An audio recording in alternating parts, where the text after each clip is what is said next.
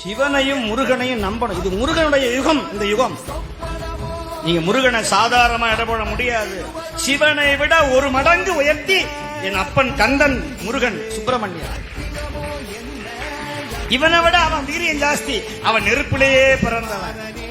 இவன் எங்க பிறந்தான்னு தெரியாது. இவன் அனாத. அவன் அனாதிக்கும் அனாதி.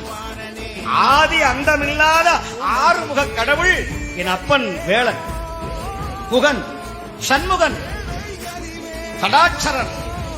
அவன் திருவடிய ஒரு தடவை முருகா அப்படின்னு சொன்னா போதும். குகான்னு மயில் கத்தும். குகா குகான்னு தான் கத்தும் மயில்.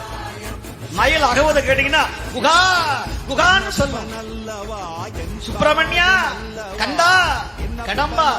கந்தனையே சொந்தமென எண்ணிவிட்டால் சந்ததமும் உந்தருள் கூடி வருமே. நீ யார சொந்தம் நினைக்கணுமா? கந்தன்.